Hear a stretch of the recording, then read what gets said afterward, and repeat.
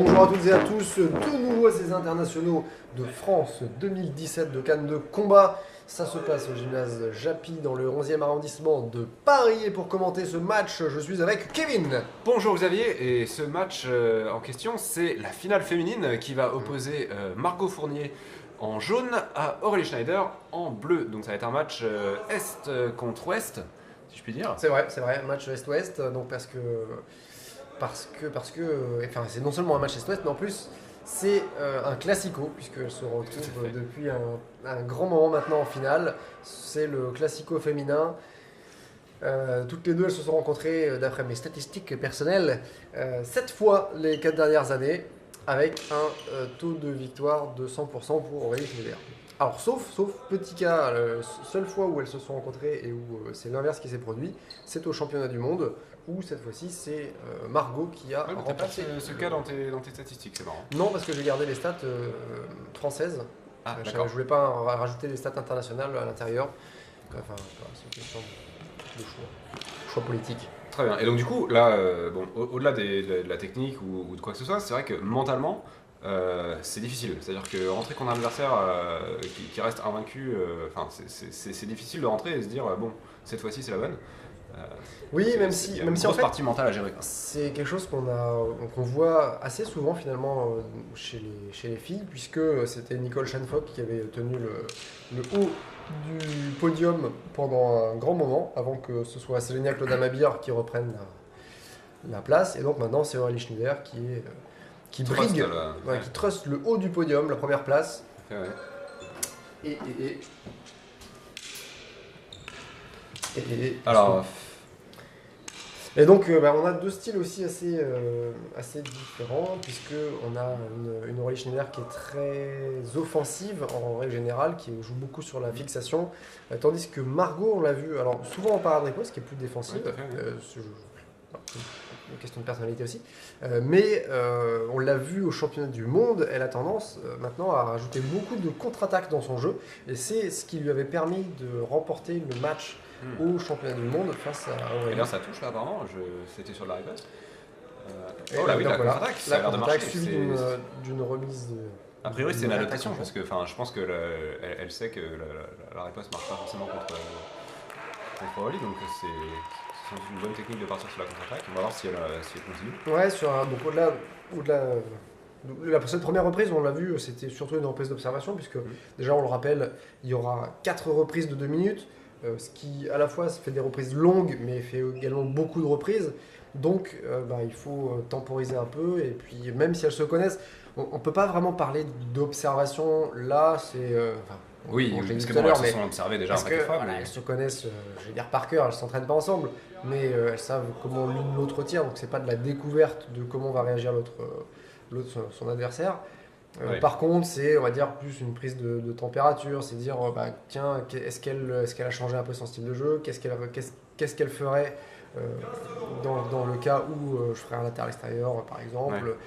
Donc, Et puis détecter un peu d'essayer de. les- Ouais, c'est ça, si on a observé les assauts précédents, d'essayer de nouvelles techniques et de voir un peu, ah ok, est-ce que maintenant ça peut rentrer? Ouais, Parce prendre que des j'imagine informations qu'elles sur se son sont cas, ouais. préparées toutes les deux, quoi. Ah oui, oui, et tout le reste de la compétition n'a été qu'un échauffement pour pour cette rencontre. Ouais, cette fois-ci, c'est Aurélie qui reprend pas mal la main et toujours Margot qui est en contre-attaque pour l'instant, qui semble être gérer sa distance et puis Ouais, qui gère attendre. quelle belle esquive, hein. Enfin là encore contre-attaque, pas forcément, parce que là juste avant elle a fait une belle esquive en jambe, mais elle a pas pris la contre-attaque. Non, mais là, tout de suite, là, on voit qu'elle réagit. Là, encore une fois, elle était sur la réaction et pas sur l'attente de la défense d'abord. Mais elle pourrait prendre un peu plus d'informations justement pour voir comment va réagir son adversaire. Ouais. Là, Elle est a un revenue peu sur trop la parade. tendance à le laisser venir peut-être. Ouais, là, elle tente la feinte, même si sur la première, Ouais. Aurélie n'a pas vraiment réagi. Bon, en même temps, elle a fait une feinte sur son côté fermé, donc Aurélie n'avait pas vraiment de raison de réagir. Ouais, dommage, Et- ça aurait pu rentrer sur la contre. Et Aurélie qui cherche cette jambe avant encore de Margot. Voilà, Ah, et qui la trouve voilà, cette fois-ci. oui. Margot qui hésite. Alors qu'elle tient le centre, en fait, Aurélie reste plutôt sur la périphérie, donc Elle a ça essayé peut de venir essayer. chercher jambe arrière. Comme elle a vu qu'elle esquivait, que Ouais. Tira jaune esquivait bien la jambe avant, elle a essayé d'adapter, elle a essayé de prendre la jambe arrière. Donc là, J'ai anti-jaune, pas vu si ça avait sur touché. jaune, il est dit, mais ça peut être une touche en flanc. J'ai l'impression que Aurélie s'est arrêtée un peu de manière précoce et qu'elle aurait pu aller jusqu'au flanc et toucher en flanc. Et là, encore une fois, elle touche la jambe arrière. Margot manque peut-être un peu de mobilité là sur ses assauts. Elle a tendance à avoir les deux pieds au sol et pas être très mobile. Là où Aurélie, pour l'instant, est beaucoup plus mobile, en restant plus sur les pointes de pied. Après, en même temps, elle garde pas mal de sang, donc c'est vrai que c'est normal que le.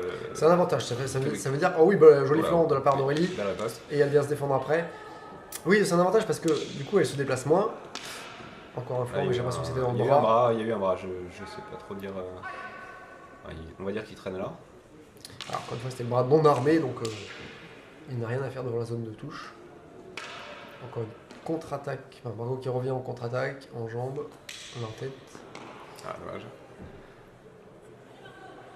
Bah, Aurélie arrive à cacher suffisamment son jeu. C'est pas évident de contre-attaquer sur un tireur qui effectue des latéraux extérieurs ou croisés parce qu'il y a cette incertitude de est-ce que ça va aller en tête, en flanc, Tout à fait, en jambe ouais. avant, en jambe arrière. Donc il faut soit réagir très vite, soit réussir à lire l'adversaire et puis à détecter s'il y a des micro-gestes qui vont dire tiens, ce latéral-là, je sais qu'il va aller en jambe parce que la main est un peu plus basse, ou au Ouais, contraire tout à la fait. main un peu plus haute sur les latéraux en tête. Et cette lecture permet d'anticiper un peu ce que fait Ouais, c'est ce qui manque là, l'adversaire. typiquement. Et donc, Il y a eu des j'ai- esquives du tireur jaune, donc. Ouais. qui de manquait Margot. d'armée. Elle pouvait pas, à la vitesse c'est à ça. laquelle ça va, elle pouvait pas faire une contre-attaque après avoir esquivé. Tout à fait, parce qu'il aurait fallu qu'elle puisse lire avant, vraiment en avance de phase, pour voir où ça allait, pour pouvoir préparer son attaque pendant l'esquive, et c'est pas toujours possible. Parce que c'est qu'avec son esquive, elle pourrait aussi réarmer en simultané, de façon, ou un tout petit peu avant, de façon à se préparer à pouvoir contre-attaquer. Ouais. La parade riposte de Aurélie, c'était bien fait. Ouais. Et là, c'est elle qui Alors, va chercher flanc. dans le flanc qui Ouais. touche. Et elle a raison, parce que flanc, c'est extrêmement difficile à esquiver. Donc si Margot est sur de la contre-attaque, eh bien, Ouais. le flanc est une source inépuisable de points. Ah oui, une belle. Belle défense d'Aurélie encore, Ouais. sur la contre-attaque de son adversaire. Et voilà, la parade Ouais. riposte, c'était un petit peu en distance, mais j'ai l'impression que Margot se rapproche sur sa riposte en jambe. Ouais, et puis, Ce qui a défaut de gêné un peu riposte. Aurélie. De nouveau, cette observation.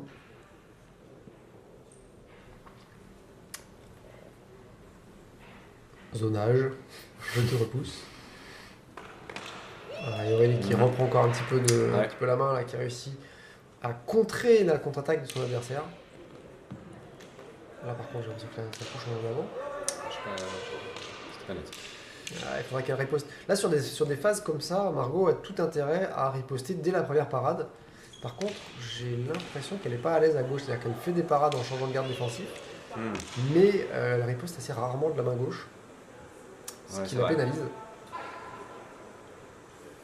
Puisque si elle veut riposter dès la première parade, Mais- et en général sur un changement de garde défensif, on passe de Aurélie droite aussi, à il me gauche. semble, hein. Je sais pas, j'ai pas fait attention, mais il me semble qu'Aurélie est un peu dans le même cas de figure. Hein. Aurélie qui teste son adversaire sur des latéraux. Un croisé haut, meilleure distance. Margot semble vouloir rester à distance, mais là, elle s'est fait avoir sur le latéral de Aurélie. Et pourtant, elle garde encore le centre, hein. C'est ça qui est amusant, c'est que finalement Aurélie fait beaucoup plus de chemin que Margot. Ouais. Mais sa c'est mobilité vrai. lui permet finalement de ne pas. Finalement, ouais, elle est, pas elle est être toujours en débordement, embêtée. quoi. Enfin, Ouais. mine de rien, c'est beaucoup plus physique à gérer, mais elle est toujours en train de déborder, et donc Ouais. d'essayer d'attaquer sous un nouvel angle, donc ça procure aussi une sorte d'avantage. Et Les Aurélie- fentes commencent à devenir un peu. Ouais, mais Aurélie qui Un peu continue à limite. chercher les jambes de son adversaire jusqu'à Ok. la fin de cette reprise. Ouais. Fin de la troisième reprise. Donc c'était l'avant-dernière reprise. Tout à fait, donc là tout va jouer dans celle-là. Ou pas, est-ce que tu donnerais l'avantage à l'une plutôt qu'à l'autre à ce moment de la fin? Je dirais plutôt avantage à Aurélie, donc tireur bleu. Parce que c'est vrai qu'il y a eu quelques touches assez nettes en fait. Au début, j'ai eu l'impression que sur la première reprise, notamment enfin vraiment plutôt vers le début de l'assaut, le tireur jaune avait quelques contre-attaques qui avaient payé. Mais là, en fait, j'ai l'impression que le tireur bleu reprend un peu le dessus au fil de l'assaut. Ouais, au final, alors peut-être qu'elle s'adapte, hein, tout simplement, qu'elle a vu oui, complètement, et qu'elle a réussi à cacher un peu plus son jeu de façon à contrer, à nuire aux contre-attaques de son adversaire. Alors, l'arbitre fait un commentaire sur les parades ripostes et sur les fentes, mais je ne sais pas exactement pour qui. Je m'étais tourné vers le tireur bleu, visiblement.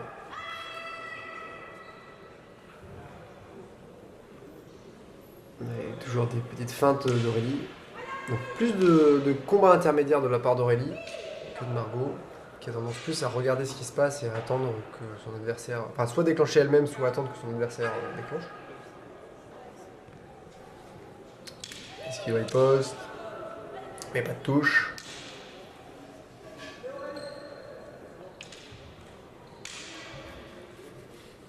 Ça cherche encore les jambes.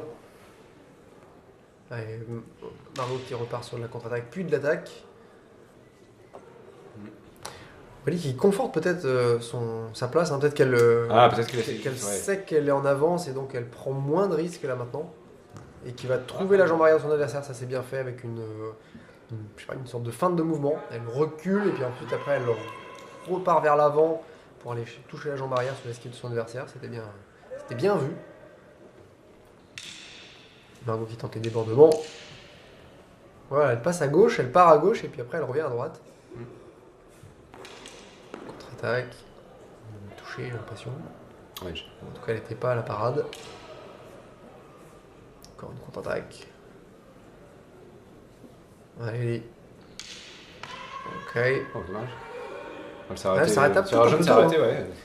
Ça aurait peut-être dû rentrer là. Hein. Elle a sans doute peur des ripostes assez fulgurantes de son adversaire. La chute canne. On la sent un peu dépitée là. Oui. Ouais, je pense qu'au niveau du moral, là, c'est un peu joué, quoi. Enfin, les tireurs ont quand même une idée de où ça en est. Ouais.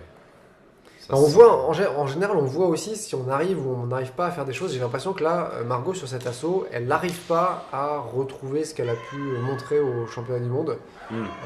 Donc, peut-être qu'elle ne retrouve pas ses marques. Elle voit qu'elle n'arrive pas à marquer ou à concrétiser en fait les idées qu'elle a de tactique. Ce qui fait que quand tu es dans une situation pareille, tu te dis je sais pas quoi faire.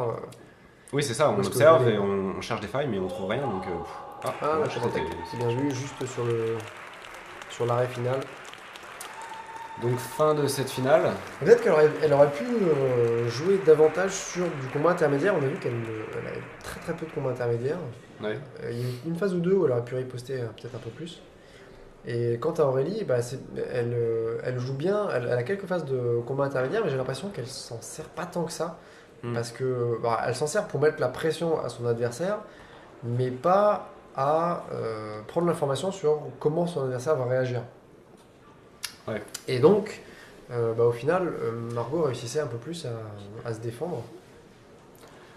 Ouais, mais après c'est vrai que c'est difficile, je pense qu'elle commence à être dans un schéma où elles se connaissent trop, quoi. Enfin, ça rejoint un petit peu l'expérience qu'on peut avoir dans des assos de club où on rencontre toujours les mêmes gens. Elles se sont beaucoup rencontrées, du coup elles commencent à vraiment se connaître par cœur. Mais même si c'était intéressant, je trouve au début, Margot a vraiment fait de la contre-attaque qui avait l'air de commencer à payer. Après elle a peut-être arrêté parce que Aurélie s'est adaptée, c'est difficile à savoir ce qui s'est passé. Ouais. En tout cas, on voyait qu'il y avait des tentatives d'essayer des trucs, c'était intéressant. Sans doute, en fait, Aurélie a pu travailler suite à l'assaut, à ce fameux assaut du championnat du monde, et donc a réussi à contrer. Donc maintenant, ça va être à Margot de trouver le contre du contre. Exactement. Et victoire, Aurélie par 15 points à 11. Voilà. Donc, le nouvel victoire pour Aurélie Schneider. C'était quand même un match intéressant parce que c'est vrai qu'on a vu des tentatives d'adaptation et de réadaptation. C'était Voilà. Oui, très intéressant tactiquement. Et puis, on a hâte de voir le prochain assaut. Et si justement Margot aura trouvé. L'adaptation. Exactement. Exactement. Et c'est ce qui va se passer à ce moment-là. En tout cas, d'ici là, nous vous remercions d'avoir regardé cette vidéo. Merci Kevin d'avoir commenté avec moi ce match. Et on se retrouve très prochainement sur Cannes TV. À bientôt.